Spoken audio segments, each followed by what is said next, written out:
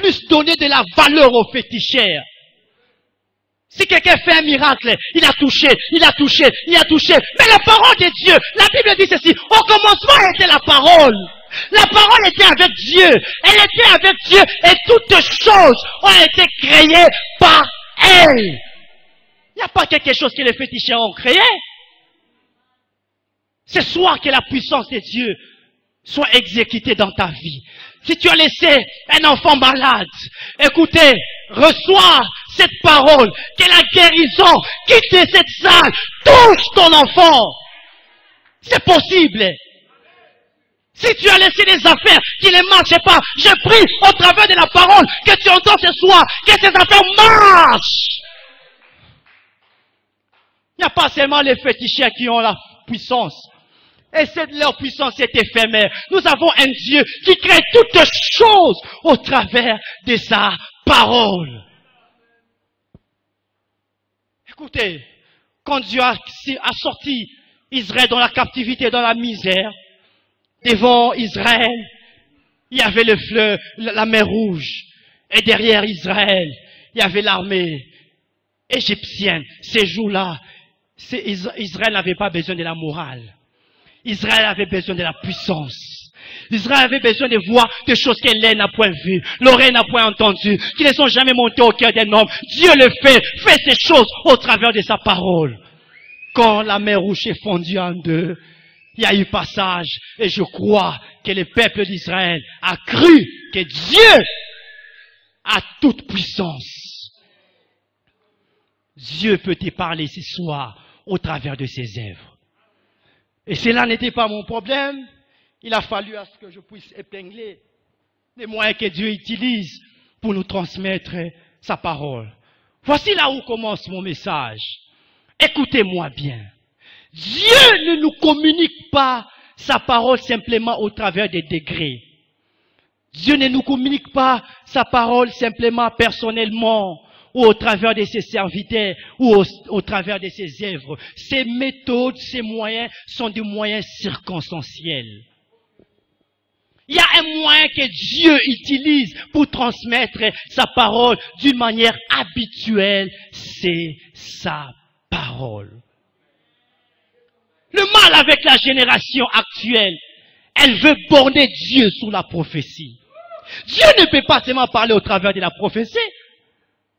Dieu a plusieurs moyens de véhiculer son message. Cette génération actuelle, elle veut que Dieu parle toujours au travers de prophètes. C'est pourquoi aujourd'hui, on nous a apporté des choses qui ne sont pas bibliques à l'église.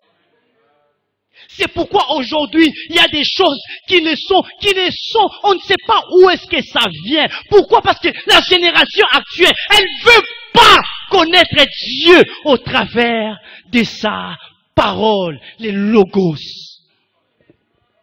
La génération actuelle, c'est une génération qui s'est déjà tournée au parler de Dieu d'une manière habituelle. Où va cette génération actuelle? Une génération des hommes et des femmes qui ne méditent jamais sa parole. Où va cette génération actuelle? Une génération qui ne médite jamais, tous les jours. Les gens sont sur Facebook. Tous les jours, les gens sont sur WhatsApp. Tous les jours, les gens sont sur Instagram. Mais peu de gens méditent la parole de l'Éternel. C'est pourquoi un petit peut venir, il ne connaît rien. Du fait que tu ne médites pas ta parole, il te dit que non, Dieu m'a dit ta maman va mourir demain. Écoutez, arrêtez ces choses-là. Et tu acceptes, oui, maman va mourir. Tu ne sais pas ce que Dieu a déjà dit sur ta famille.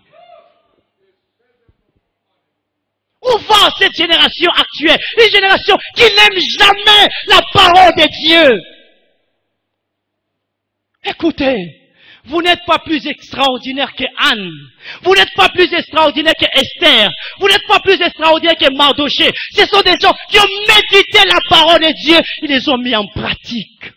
Dieu veut à ce que la génération actuelle soit une génération de zélés assoiffés de la connaissance de la parole de l'Éternel. Si elles n'ont pas encore médité la parole de l'Éternel, elles ne sont pas à l'aise. Où va le monde d'aujourd'hui? Les références, c'est sur WhatsApp. Les références, c'est sur Facebook. La véritable référence, elle est cachée dans la parole de l'Éternel. Qu'on t'arrache toute chose, qu'on t'arrache pas la parole de l'Éternel, qu'on t'arrache toute chose, qu'on t'arrache pas la parole de l'Éternel.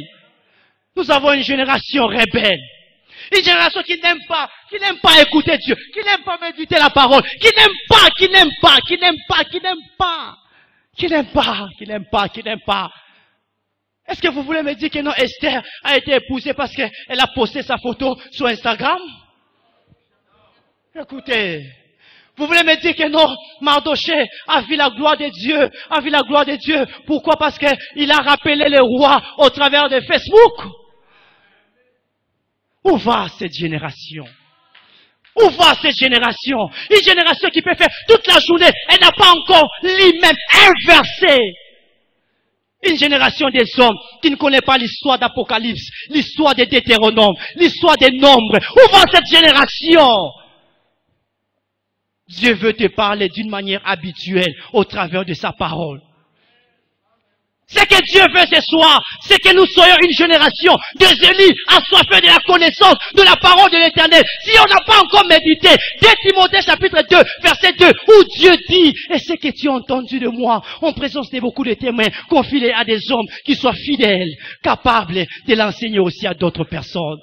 Ce que Dieu veut de cette génération, soit une génération des zélis assoiffés de la connaissance de la parole de l'Éternel. Si elle n'a pas encore lu, c'est Timothée chapitre 2 verset 25, où la Bible dit ceci, il redresse ses adversaires avec douceur, dans l'expérience qui leur donnera une repentance pour arriver à la connaissance de la parole de l'Éternel. Elle ne doit pas être à l'aise. Ce que Dieu veut, c'est que nous soyons d'une génération des zélis assoiffés de la connaissance de la parole de l'Éternel. Si on n'a pas encore lu Hébreux 11, 1, où la Bible dit ceci, la foi est une ferme assurance des choses qu'on espère, une démonstration de celles qu'on ne voit pas. On ne doit pas être à l'aise. Dieu veut à ce que la génération actuelle soit une génération de zélis assoiffés de la connaissance de la parole éternelle. Si elle n'a pas encore lu Hébreux 13, 5, où la Bible dit ceci, ne vous contentez pas à l'amour de l'argent, mais contentez-vous à ce que vous avez. Car Dieu a dit, je ne vous abandonnerai point, je ne vous délaisserai point. Où va cette génération? Dieu veut à ce que la génération actuelle soit une génération de zélis assoiffés de la connaissance de la parole de l'Éternel. S'il n'a pas encore lu Jean 3, 7, où la Bible dit, car Dieu a tant aimé le monde, il a donné son Fils unique, afin que quiconque croit en lui ne périsse point, mais qu'il ait la vie éternelle. C'est la génération que Dieu veut.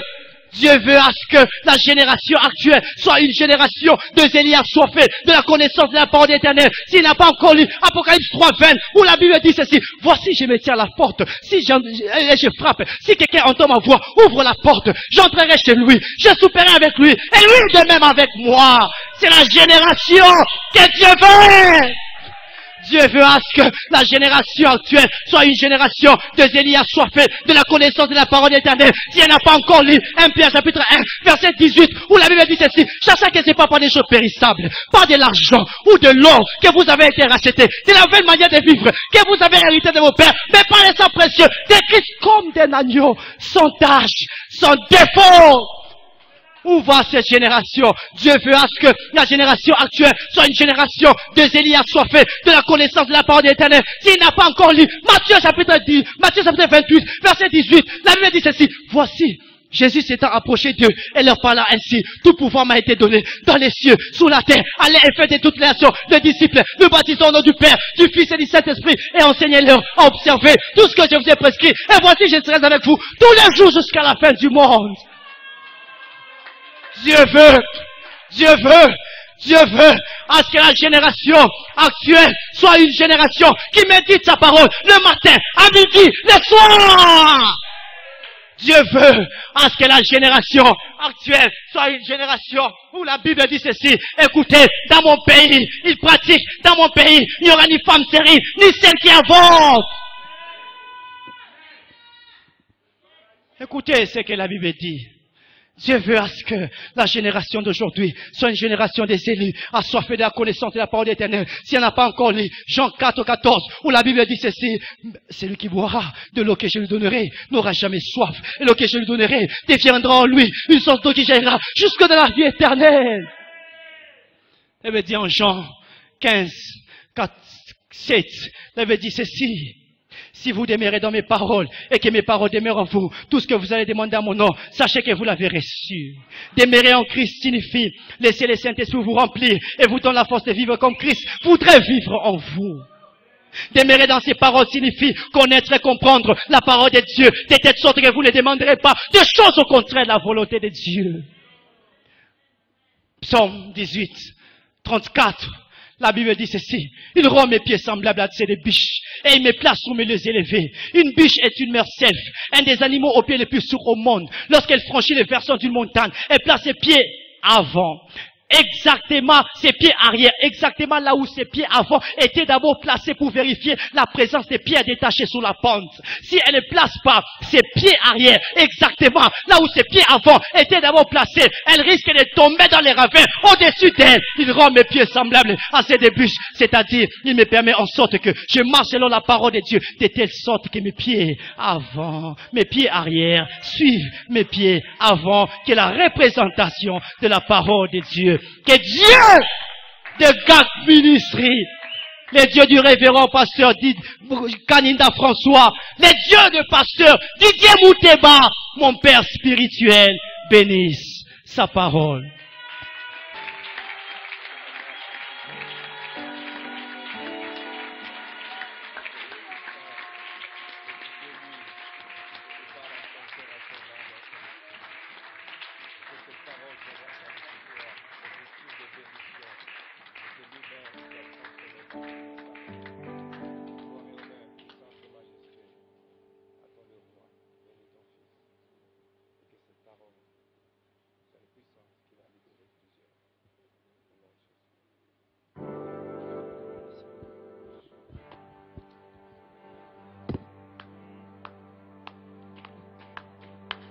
Nous voulons passer à une autre étape importante. Et cette étape consiste à ce que nous devons présenter le ministère à Dieu. Amen. Alléluia. Nous voulons, pendant un temps, prendre le soin de parler devant Dieu à propos de ce ministère. D'avoir des mots bien que nous allons dire sur ces ministères. Et sachant que nous avons reçu l'onction de la part de Dieu et qu'en déclarant des bonnes paroles sur ces ministères, eh bien, ce ministère fera de grandes choses. Même si tu ne dis pas Amen, ça va faire de grandes choses.